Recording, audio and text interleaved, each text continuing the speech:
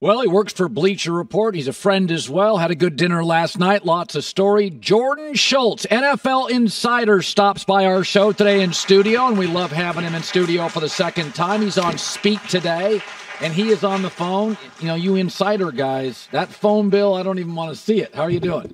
I'm doing great, Colin. Yeah, it's a journey. 8-10 hours a day, 12 hours. That screen time goes up. So you were just in Dallas. Dak's performance this year is, by any standard, highly functioning, very productive. Does this performance change the contract, the offer, the extension? I think it does. First of all, over his last 8 games, 25 total touchdowns, 2 picks. He's been the best quarterback in the league over the last 2 months. And when you think about Dak Prescott, he is the epitome of what it is to be a Dallas Cowboys quarterback. Staubach, Aikman, Prescott. And he is going to get, both sides are highly motivated to get a deal done this offseason. And he is going to get a massive extension in the range of $55 to $60 million. Wow. Yeah. And when you think about who has the market right now, it's Burrow at 55. So Dak's going to get somewhere in that range. And I think he's really earned it. And I believe that he has all the leverage. I mean, I was just in Dallas, and when you ask around, people will say, he can't get traded. He can't get tagged. And as well as he's played this season and the record they have, the MVP candidacy, Super Bowl candidacy, he has earned that contract, and it's coming. So Big Ben was critical of Mike Tomlin. So Mike's never had a losing season, and that certainly has value. But the Steelers brand is not Detroit. They've won championships. They've hoisted trophies. A lot of frustration with Matt Canada. Mike's not inclined to make coaching moves in season. He did. Is he under pressure? Is his job employment in jeopardy? Where are we with Tomlin? I think, can I say that Steeler fans are a little spoiled? Yeah. I mean, they basically have had 3 coaches in 6 decades. They wanted to run Bill Cowherd out of town because he couldn't win the big one. He does. Tomlin comes in. He wins the Super Bowl. He is a Hall of Fame coach in his early 50s. So in my estimation, and when I've asked around, not only is Tomlin not on the hot seat, but if he were not to be there next season, it would be by his own volition. And I have no reason to believe that he doesn't want to be the Steelers coach.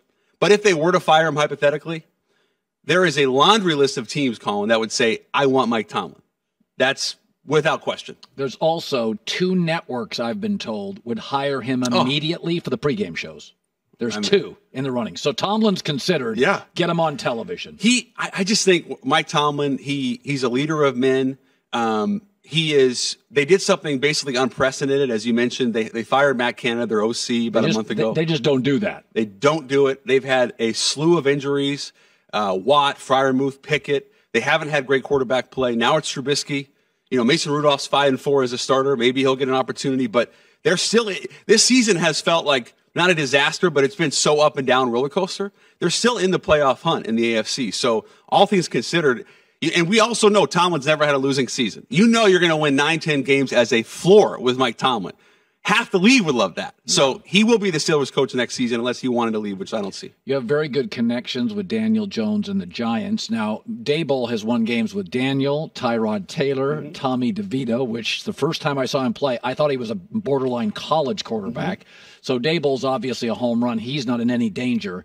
Does it muddy the waters with Daniel Jones' future? So he's owed $40 million max, or I should say fully guaranteed next season, Daniel Jones. So he will be back next season. The question is, would he be ready week 1? You know, Tommy DeVito's been a great story. He's also won some games now. They're only 1 game out of the wild card, and that's pushed their pick back, hypothetically. So you're not going to get one of those top 2 quarterbacks. Where do they pick? I think right now they're 8 or 9. So when I think about the Giants, Jones will be back. Joe Shane will be back. Daboll will be back. And when they gave Daniel Jones that extension, it wasn't just about the play on the field. It was about he replicated a lot of the same things that Eli Manning did. He was the Giants quarterback. He was a statesman. He was the epitome of what the Mara family wants. So when I think about Daniel Jones, whether you think he's a good quarterback, not a good quarterback, he embodied what the Giants were looking for. And I've asked half that locker room about him. You will not hear a bad word about Daniel Jones. They love him. Saquon loves him. The receivers love him. So I believe he'll be ready, hopefully week 1, and I believe he'll be the quarterback next season. That doesn't preclude them from taking a quarterback. But considering how well DeVito's played as a UDFA, that's a great story. they have been pushed down now in the draft. So the Bears are fascinating because one of the things I look at, Jordan Schultz joining us, Bleacher Report, NFL Insider for our radio audience. One of the things I look at is, does the coach, if he's struggling, is he at least mastering his side of the ball? So Chicago's defense is now playing better. So they get Montez Sweat. They made a couple of acquisitions in the offseason. Their run defense has been excellent. We saw them shut down Detroit last weekend. So I think Caleb Williams is too talented not to restart the rookie quarterback clock. Yeah. And I do think there's value for Justin on the market now with his improved play. Eberflus is fascinating to me because his side of the ball is actually playing pretty well. So let's try to create some clarity here. Let's start with Eberflus. If they want out, does he keep his job? He does keep. I think even right now he's put himself in a great position. You know, the last month has been really impressive. Actually, since they got Sweat, you know, they extend him. The defense has really been elevated. I would say over the last month, too, Fields has been more efficient. He's played better. You see having DJ Moore, what that's done for him. It's been a tough situation in Chicago, you know, and I know this administration with Ryan Poles, he did not hire Eberflus. But the bottom line is, when I think about what Eberflus could do for this team in the future, it's a lot different than what it looked like 6 weeks ago, because suddenly they have an identity. They're tough. They're physical. You know, Justin Fields over his last 17 games has about 3,000 yards passing, another 1,200 rushing. Those are pretty good numbers. He's growing. So anyone that says the Bears have already made a decision, that's asinine. I think it's a week-to-week evaluation. But to answer your first question, Colin, the Bears went out, which, by the way, if they did win out, they'd probably be a playoff team. They're also only one game out, which is hard to believe. I think Eberflus will be back, and I think he's earned it. I give him a lot of credit because they looked like that season was going really downhill fast, that's right, and they battled through it. No, I mean, Green Bay has done that. The Rams have done that. The Bears look like a different team. In-season coaching is really hard, and their defense is playing good. So, well, let's go back to the Caleb Williams component. So he's talented, very talented. Now, you could do via Carolina, you get the number one pick. So Fields, and this is a real component. Coaches don't have salary cap, so you can keep Eberflus and just let him go through his contract. You start keeping Justin Fields, you eventually have to pay him. So that's true. So today, do you think he's playing for his job in Chicago, or deep down they'll probably pivot and move him for picks?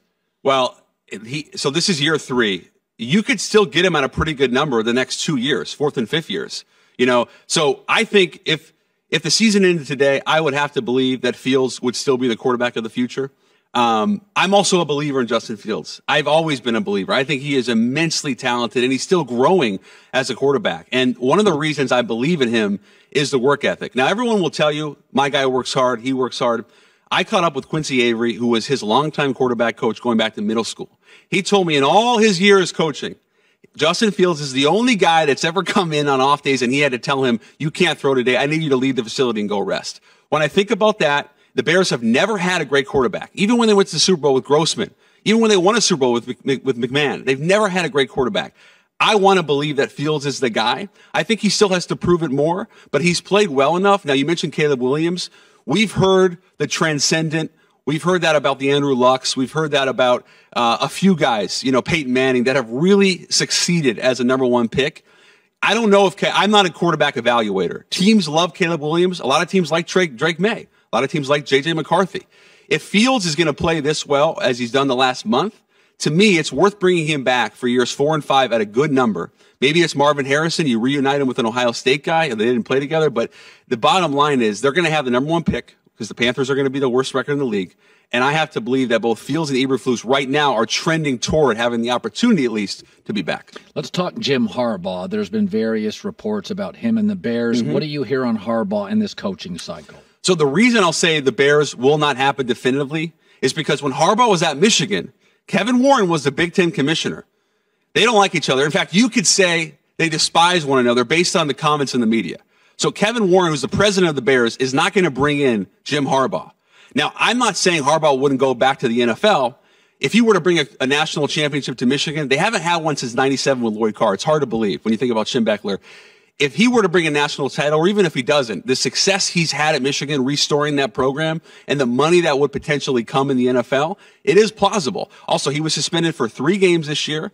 He could be suspended again next season by the NCAA. Michigan would love to keep him on essentially a lifetime deal, give him tremendous, unprecedented money. It wouldn't surprise me at all if Jim Harbaugh was back in the NFL because there's going to be interest. We already saw it with the Vikings a couple years ago. It will not be with Chicago Bears. Okay. Let's talk Brandon Staley. Do we know? So now Justin Herbert's gone. He regressed this year. You're sourcing, Jordan Schultz joining us, Bleacher Report, on Staley's future. Is it imminent? Is it over? I think the 2 hottest seats in the league are Staley and Rivera. We knew Frank Reich was out. We just didn't know when, and then it happened quickly. Staley is probably next. I mean, he's 24-23 with the Bolts. He's 0-1 in the playoffs. They had that kind of catastrophic loss meltdown. in Jacksonville. When I think about Brandon Staley, he was brought in to be a defensive wonderkin, right? He's 41 years old. He had great success in LA as a defensive guy. The defense has not played great with respect to Khalil Mack. They've had some injuries, but it has not played great, right? Yeah. And then you mentioned Herbert not having the acceleration that we probably thought, especially after that contract. Brandon Staley he probably has the hottest seat in the league next to Rivera. If they were to lose tonight, wouldn't surprise me if he was gone, but he will not be the head coach of the Raiders or of the Chargers next season. And Ron Rivera won't. Now, in both instances, I think you'd lean to an offensive coach.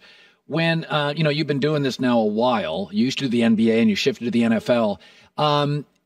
It's interesting when I think of NFL owners. It's a boys' club and it is the sport in America. It's the English Premier League. Yeah. Here. Has your access changed from covering basketball to football? Are there certain elements of basketball that don't talk in the NFL? What's the difference as an insider of both leagues? So the NFL in some ways is more accessible because there's so many more players and agents. The staffs are much bigger. When you think about an NBA roster, it's basically 12. You have 3 or 4 coaches. You have a trainer. The NFL roster is 53. You got 100 coaches. You got executives. You got personnel guys. There is a lot more opportunity for access. And I think because the NFL in many ways has become the true 365 sport in America, the way they market the draft, the combine, the Senior Bowl, there's just more opportunities, right? And it's a heavily covered league, Colin. I love the NBA, but I'd be lying if I told you I don't really love covering the NFL, in large part because of the access and just the fact that I think given the sheer number of people, you can have more conversations a little bit easier. I want to talk finally about there has been some successes. Jimmy Johnson, Pete Carroll, Bill Walsh actually coached college too. Marv Levy, I think, briefly was in college. By and large, most college coaches that go pro, there's been a lot of stumbling. Spurrier, Saban, Urban Meyer, just doesn't fit. The cultures are different. Is there anybody in college? Lincoln Riley 2 years ago was discussed. By the way, they'll be fine. Now everybody suddenly thinks Lincoln Riley's just can't coach. Yeah. Is there a hot college coach out? A couple of years ago, it was Matt Rule. It did not work. No. Owners tend to watch what works and what doesn't. They pull back. Give me a college coach out there. Is it Lincoln Riley? Well, Lincoln Riley, for a lot of reasons, he is an offensive guy. He's young. He's vibrant. He has the relationship with Caleb Williams. Interesting. You have that. I think Ryan Day has certainly been discussed out of Ohio State. Harbaugh as well. Those would be the 3 that come to mind. Kingsbury was in Arizona as well. Generally, it doesn't work. If you're going to do it, it typically is better to go from the NFL to college. Nick Saban is probably the best example of that. But those would be the 2 or 3 names that come to mind. I think out of all 3 of those, though, without question, Harbaugh would be the trendiest guy, and there will be teams trying to coax him out of Ann Arbor. Yeah, we'll keep you updated, bring you by. Caleb Williams, I thought was a lock 1, but I do hear things behind the scenes. Drake May? Yeah. Marvin Harrison? They're just people that question. It doesn't bother me at all.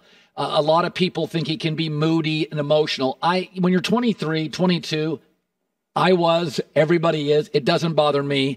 But, people, you get these narratives, and I thought Trevor Lawrence, Luck, and Caleb were the most obvious ones I've seen. But I never got pushback on Trevor Lawrence or Luck. I am hearing a little pushback, which sounds like you are on Caleb.